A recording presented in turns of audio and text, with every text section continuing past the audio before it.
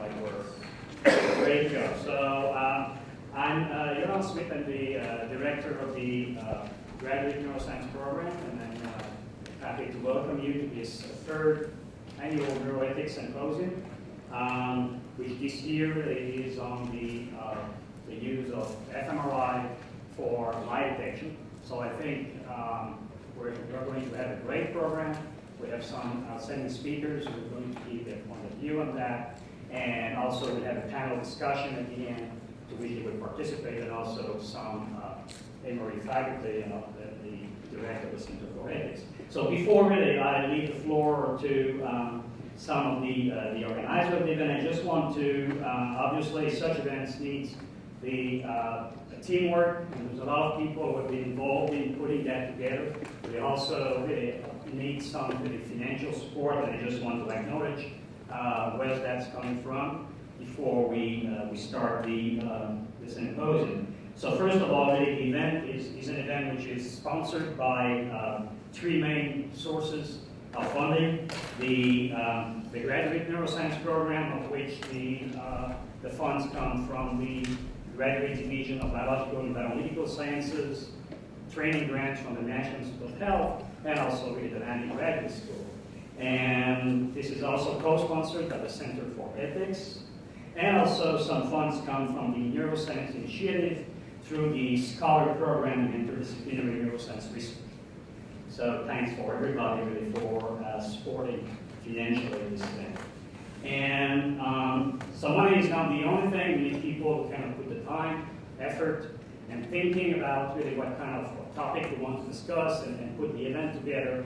And there are really three people I think I would like definitely to acknowledge who really have been the leaders into this and have done a tremendous job in putting the whole thing together. And I would like them really to raise so that we recognize them. So these are two graduate students in the neuroscience programs. These are raising third-year students, Carl Schmidt and Sam Rose. And also we have Carolyn, who is the assistant director for the Neuroethics Program, and also one of the SPINR fellows. So thanks very much to these three of them.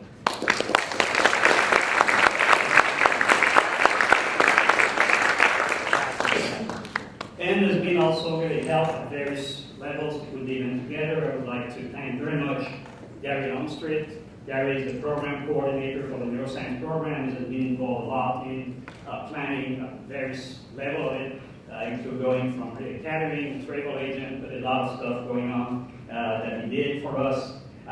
David Nicholson, who is also our artist in the Neuroscience Program. David should be in the room. There he is.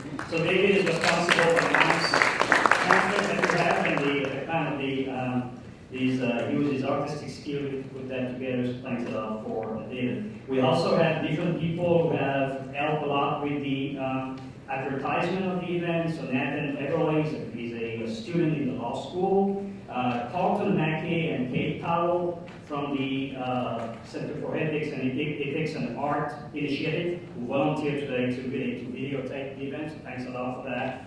And we have also the four students who are the neuroethics interns, Ethan Craig, Rose Gordon, and Jenna Catarakau, and Jonah Quinn. So all of them really have helped at different levels to put the event together. And what you'll have today is really they are largely responsible really for this great program.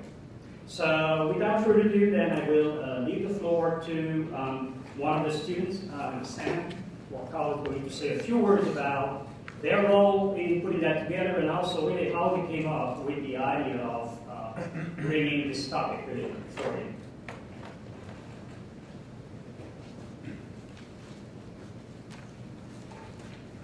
Okay, so thank you all once again for coming. My name is Sam Rose. I'm a graduate student in the Neuroscience Program, as Joel just said, and along with Carl Schmidt, we helped plan this event.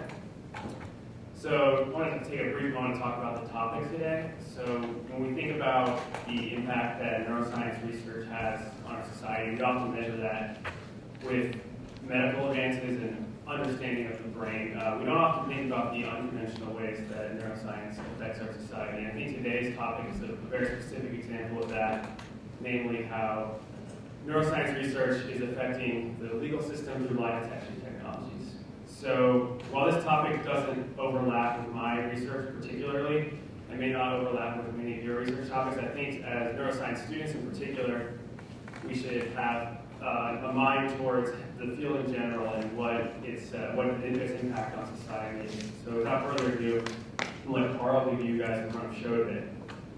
So today for the run of show is going to be, as we're starting a bit later than scheduled, what we're going to do is have you guys write down your questions, and there will be an opportunity to ask them during a panel discussion at the end. We're going to have 2 talks, and then after those 2 talks, we're going to have a break where refreshments will be available outside in the lobby, and that'll be about 20 minutes, so please come back to your seat and get that going so we can start the after break part of the show. With that, I'm going to give it over to Dr. Paul Ruth-Wolpe, who's the director of the Center for Ethics, and he's going to introduce our guest speakers today.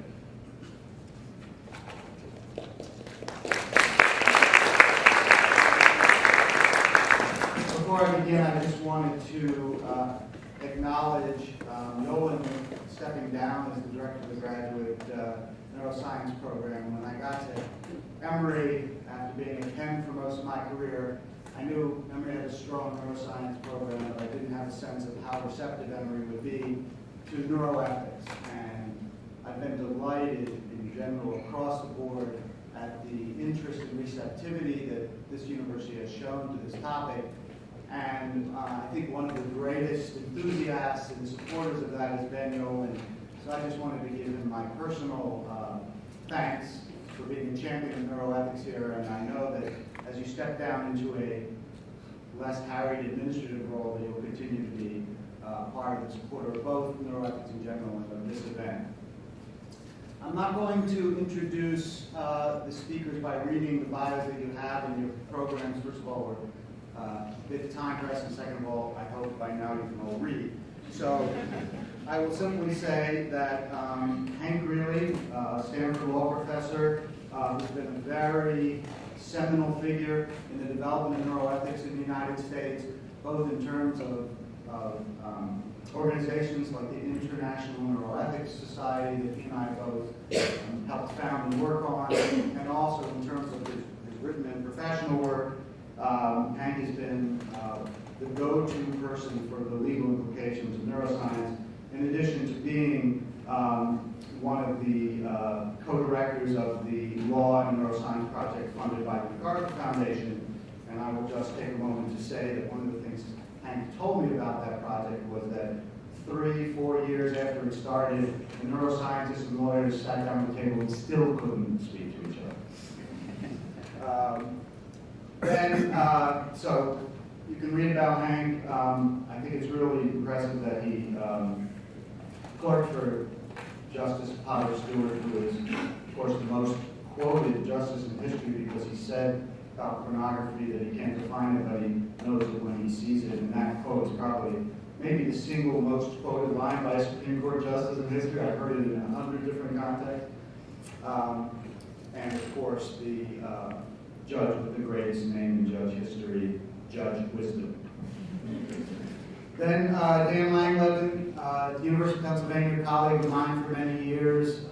He and I collaborated on writing what was really, along with Ken Foster from the Engineering School at Penn, what was the first analysis of the ethical implications of brain imaging for neuroscience in the American Journal of Bioethics.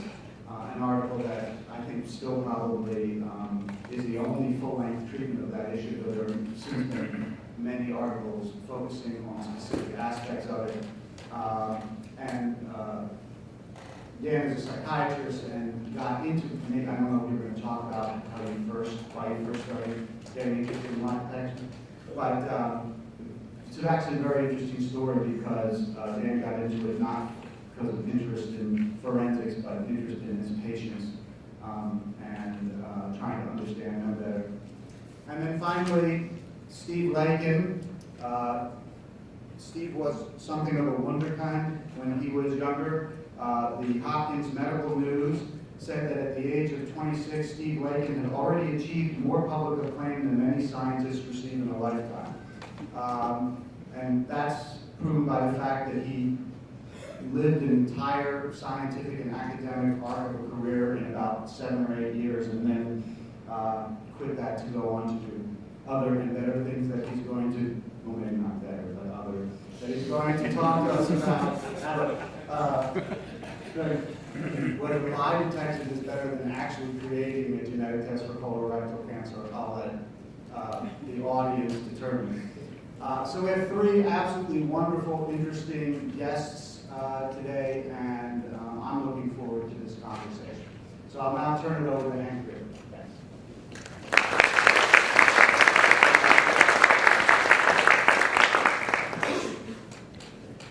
Well, thanks so much, Paul. Everything Paul said in that introduction was true. Or was it? The question of whether someone's telling the truth or not is a question that we face regularly, ubiquitously in our day-to-day lives. Occasionally in court, but more often in dealing with children, spouses, students, colleagues, and others. It's something that interests us deeply. We know that humans are actually, from lots of psychological studies, we know that humans are a little better than chance at figuring out whether or not somebody's lying. There have been a series of great studies where you take trained actors, have them tell the truth and have them tell a lie, and you've got groups of people trying to determine whether it's truth or lie. Sometimes they're ordinary people, sometimes they're judges, sometimes they're detectives, sometimes they're professional poker players. And the good news is we're all better than average. On average, we're all better than average. The bad news is we're 53% accurate. So we're not very good. The question has long haunted, at least science and law enforcement in America, can we get better? And the history of lie detection goes back almost 100 years with the polygraph. We're now moving into the area where neuroscience may be giving us new leads for ways to figure out whether somebody's telling us the truth or not. Now, let me step back for a second. My general view is that neuroscience is going to have enormous impacts on the law, on our society, and only some of those will come through medicine. Many of those will be non-medical impacts. I actually have 5 categories of areas where I think neuroscience will strongly affect society. Predictions about future disease or behavior, mind reading, issues of responsibility, issues of treatment, and issues of enhancement. Lie detection is clearly in the mind reading category. It's one of the ways where we're trying to take our increasing ability to see physical brain states and correlate them with subjective mental states. Couldn't really do this before because it was really hard to see physical brain states in any real-time basis.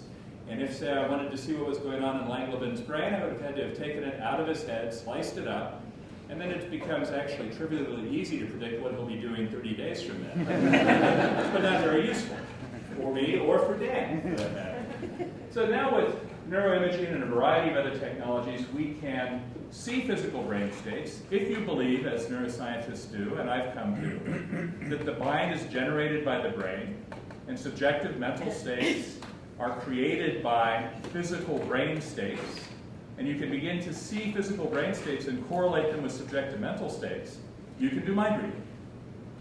Some of the most impressive work right now with this is in the visual system. Jack Gallant from Berkeley has this amazing paper, literally amazing paper, where he recreates film clips that people have seen.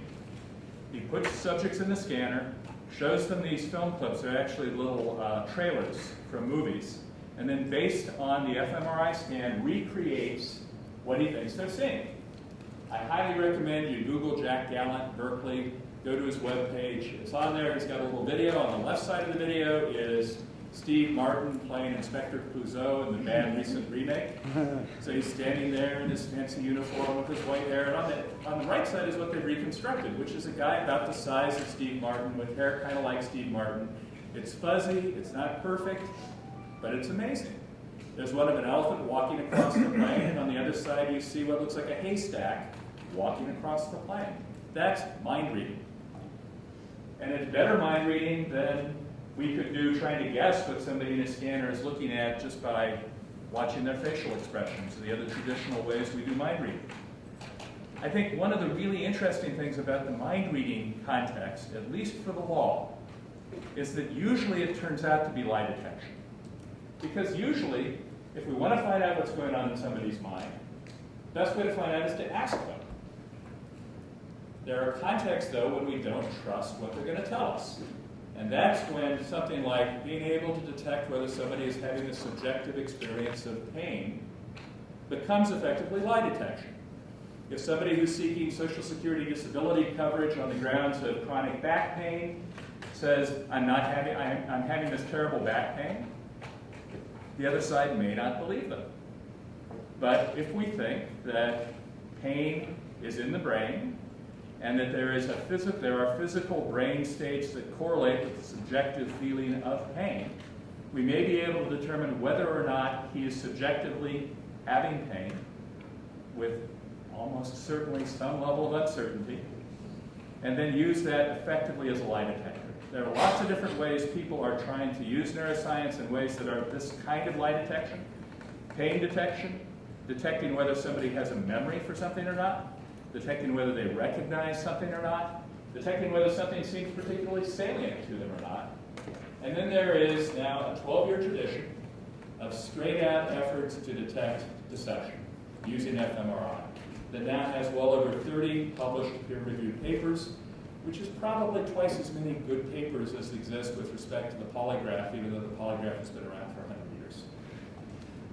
I think with this technology, as with almost every new technology, there are two categories of questions we need to ask. The first is, does it work? And if so, how well does it work?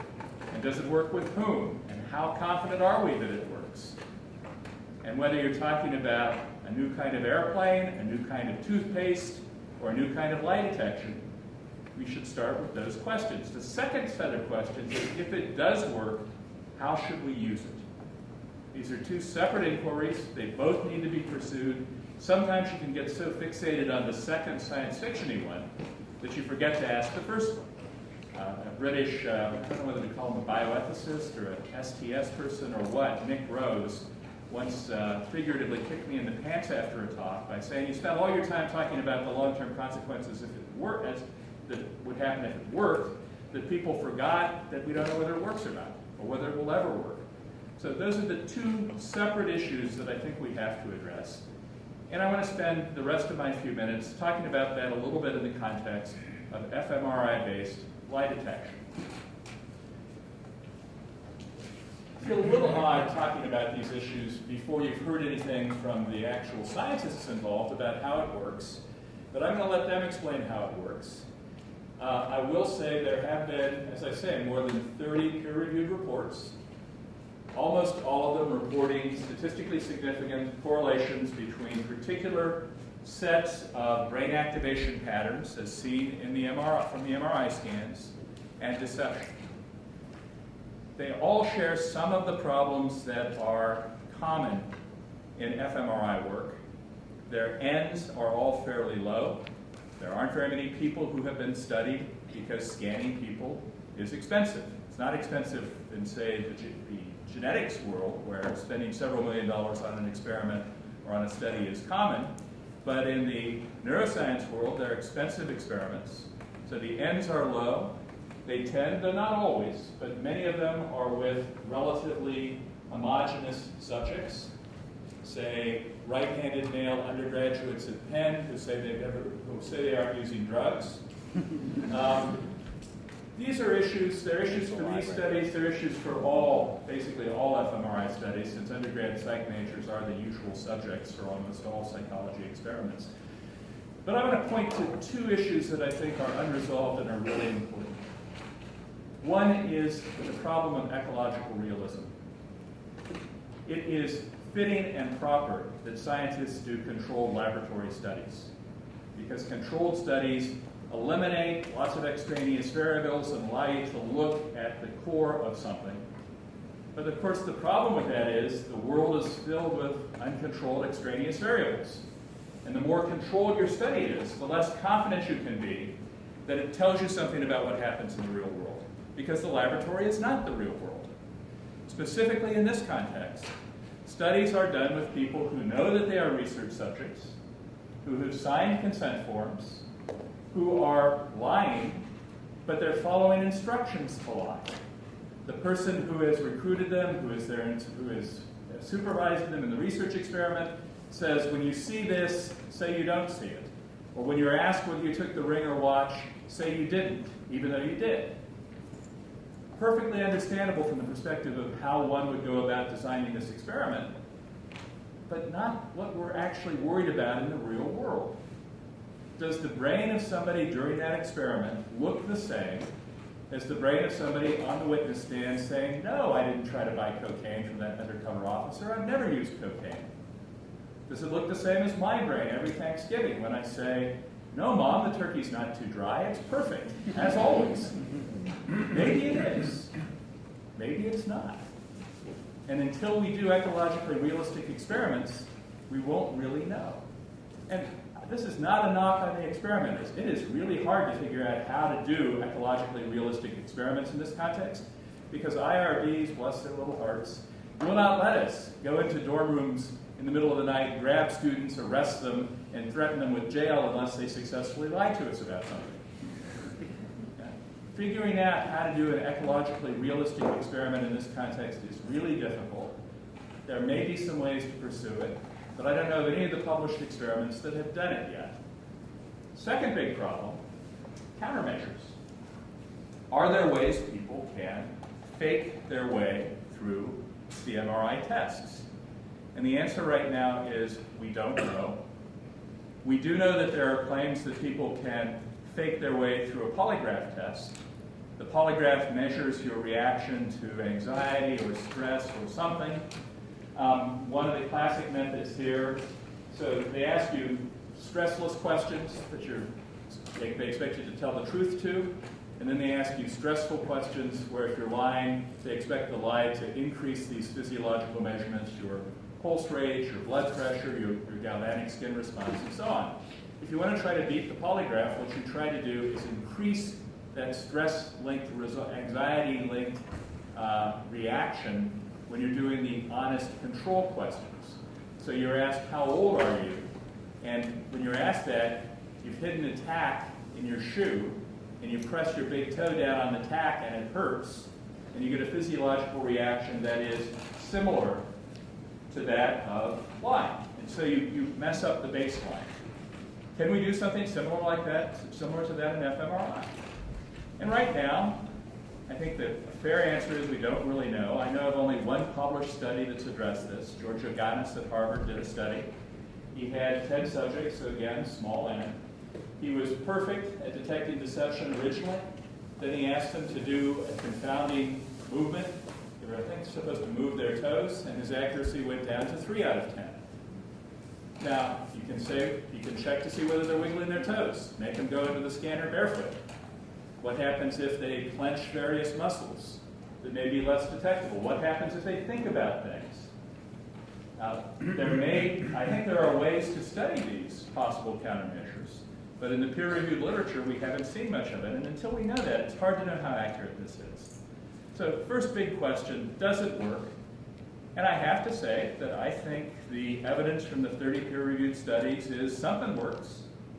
Does it work well enough to be used in court? Does it work well enough to be used more generally? And that's a harder question. For me, I think the answer today is no. In 5 years, in 10 years, in 15 years, come back and check me again, because the science may have changed and the answer, and I may change my answer to that.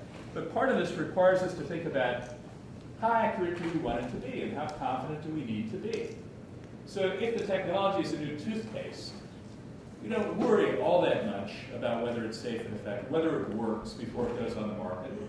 We expect people will decide that for themselves, and if it doesn't work, it will die out, and so be it. If it's something like a new drug, we worry a lot about whether it's safe and effective. Is lie detection more like a new drug, or is it more like a new toothpaste?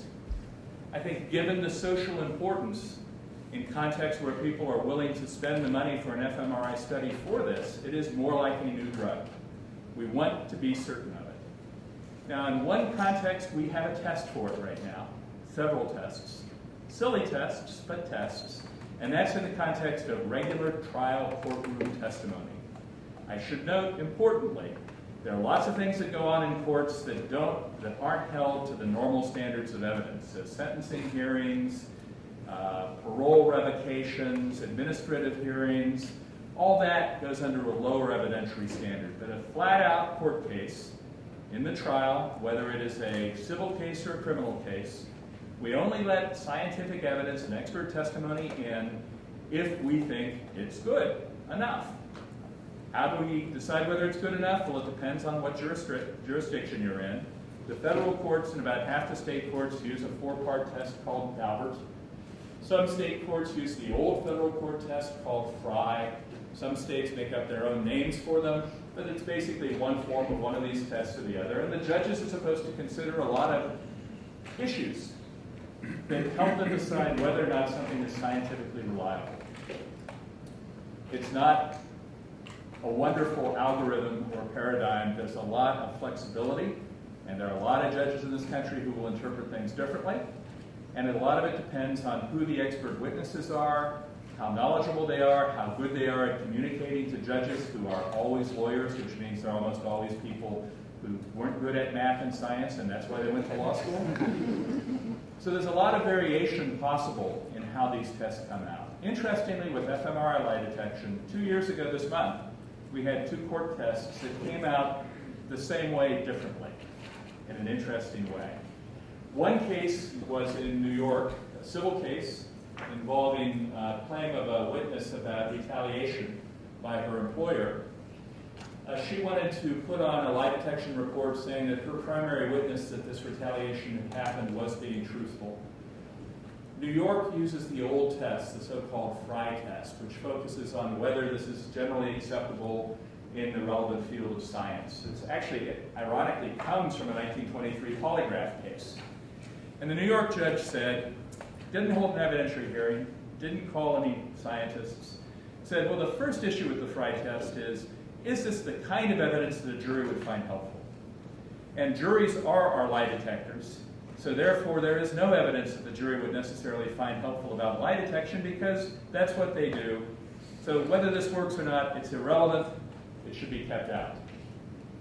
And it's not generally accepted. It's like 4 words. That, I think, is not a very good judicial opinion. The last 4 words may save it on appeal, but he's reflecting, I think, he reflected, I think, a judicial bias against the idea of lie detection, against the idea of taking this usually crucial piece of decision-making away from the judge or the jury and putting it in the hands of someone else. And I think lie detection in courts will face an uphill fight because a lot of judges feel like that. Justice Clarence Thomas, in a Supreme Court opinion, basically said it is rational to exclude polygraphs because we think in our system the jury is supposed to be the lie detector. The other case was in Tennessee and involved 3 scientific witnesses, including Steven Laken. The hearing went on for 2 days. The judge wrote a 40-page opinion where he carefully went through the science, went through the Daubert criteria, and concluded that at least in that case and at least today, it wasn't reliable enough to be admitted. So they both said not admitted, one in sort of a blanket, will never admit this because it's never the sort of thing that will help the jury. The other in a very scientific, context-specific sort of case. I wait other cases because I'm sure they'll be out there. There are lots of judges in this country, and until a higher court comes down with a definitive position, each one is free to make his or her own decision based on the evidence before him. That at least, though, gives us some gatekeeper. It's not the FDA requiring that it be proven safe and effective, but a judge has to be convinced this is good enough to use. A lot of the world goes on outside of judges. And is there any requirement for evidence that it works before it's used outside of court? There isn't any right now. You could use the magic 8 ball. How many of you remember the magic 8 ball? Okay, so this is something that's still around. It hasn't become one of my many outdated references. You could use the magic 8 ball to try to convince your boss you were telling the truth. And if the boss is foolish enough to buy it, there's no constraint on it. Similarly with lie detection devices, except for the polygraph in the employment context. Actually, I think for all lie detection in the employment context, there's no constraint on it. I think there should be. What I'd like to see here is something like an FDA process that said, is this proven safe and effective? And require that proof before it's allowed to be sold commercially. We don't have that now. I think we're unlikely to get it, and I think that's too bad. Second question, what if it does work? and it may work. How do we use it? And that raises a bunch of interesting, complicated questions. Could I force Paul to take a lie detection test to see if he really thinks all those great things about these three speakers? Could I involuntarily force him to? Well, if I'm the police, maybe I can't because he has a Fifth Amendment right, a privilege against self-incrimination. But there are already 6 different law review articles arguing about this because the Fifth Amendment only goes to testimony, not to physical things. So when the cops want a breathalyzer from you, it's not a violation of your Fifth Amendment rights. If they want to do an x-ray to see if you've got a bullet in you, that when the criminal had been shot, was reported shot, that's not a violation of the Fifth Amendment because it's not testimony, it's a physical thing. If we put you in a scanner and look at your brain and look at basically minor variations in the percentage of oxygenated to deoxygenated hemoglobin, is that testimony or is that a physical thing? That'll be one question we'll have to answer. Another is, if one person uses it, can the other person then get his own expert and his own company to look at the person who did it the first time? Will we provide this free to people who need it? How broadly will we use it? Will we let parents use it on children without their consent? At $4,000 or $2,500 a pop, that won't happen very often. But if it's cheaper, that would be tempting occasionally. Now, my kids are happily no longer teenagers.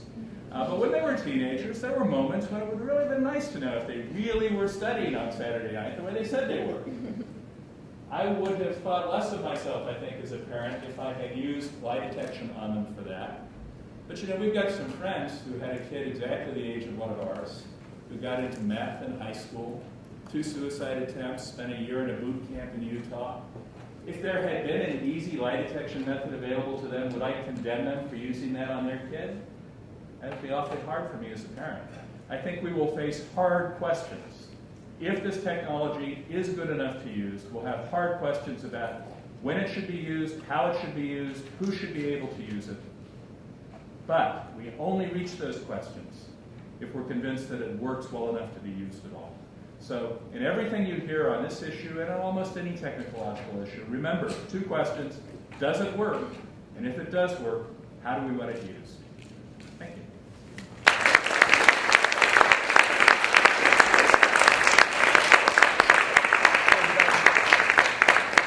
Thank you, Professor Greely. So actually, we're back on schedule. So if anybody has any quick questions for Professor Greely before he sits down and while we set up the next presentation, feel free to have a microphone on the side and we can go from there.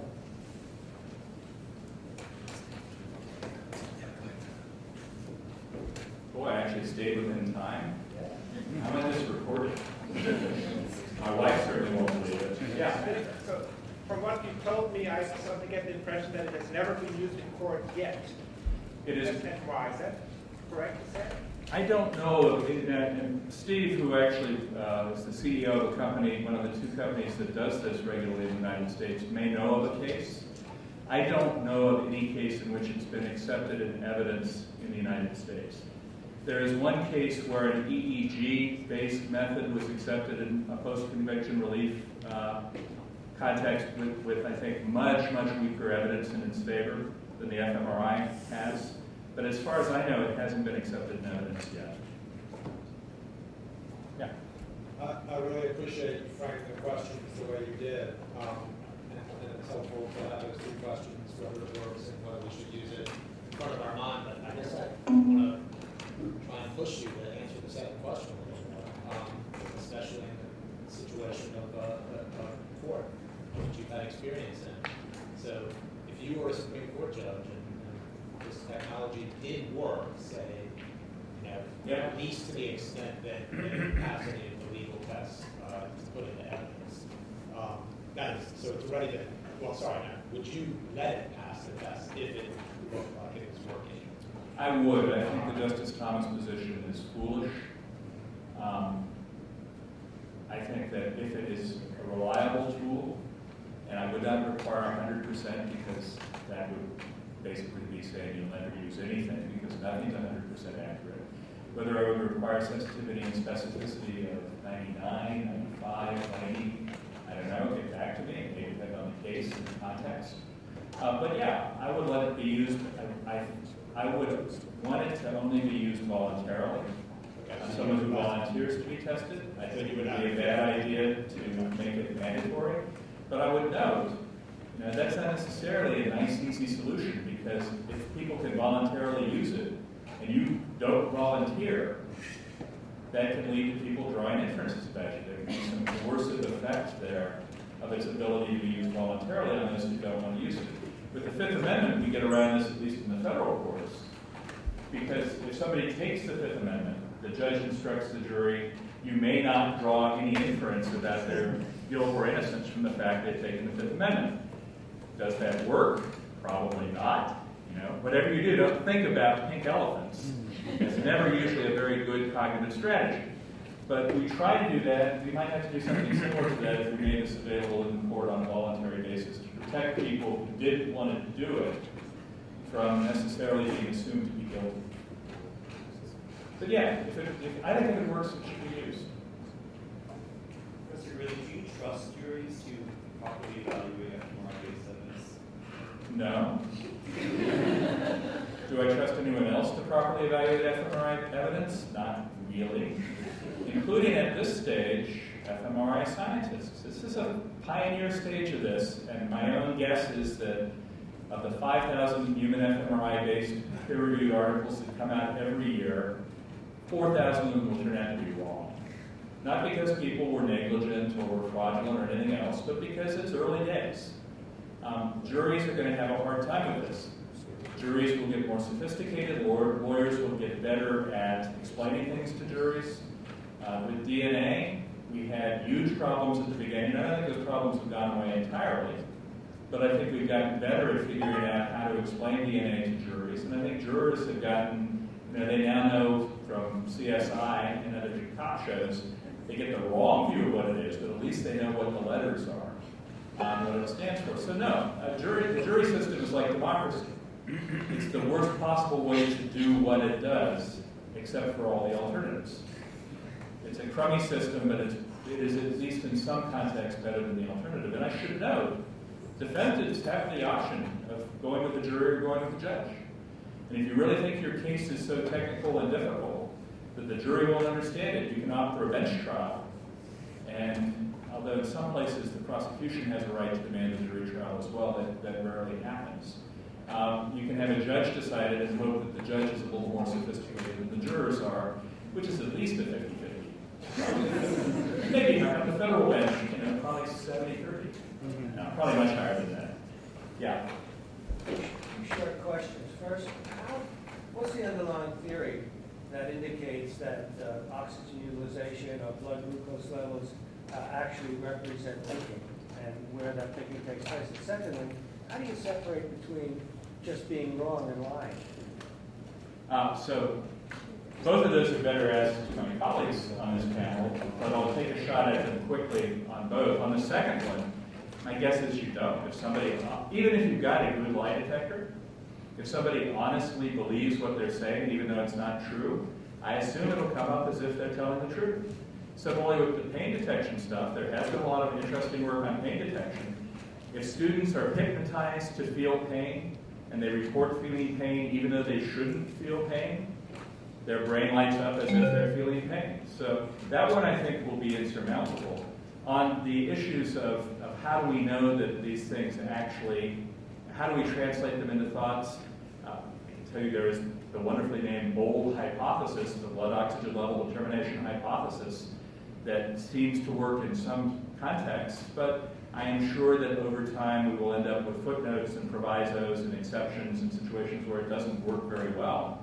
But the idea is that when neurons fire, they need a lot of energy and oxygen, and it gets replaced quickly. But it is an inference.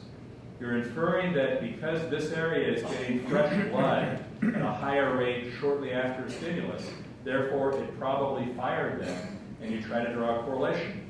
But it is, it's a correlation. It's you're saying we see this pattern in connection with when somebody's looking at something, we see higher blood use a few seconds later in the area in the back of the brain that is the visual cortex.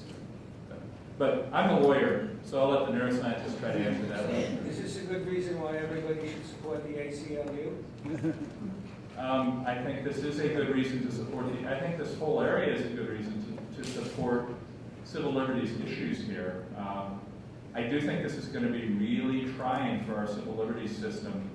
One of my friends, Anita Farahani, who teaches at Vanderbilt, is actually just moving to Duke, is writing a paper called On Cognitive Liberty, where her conclusion ultimately is the Bill of Rights isn't going to get us there. The first, fourth, fifth, seventh, sixth, eighth amendments aren't good enough really to protect us, and we need something new to try to protect some freedom of brain. Freedom of mind is expressed through brain. Good luck with that one in the current Congress, but we live in hope. Okay, thank you so much.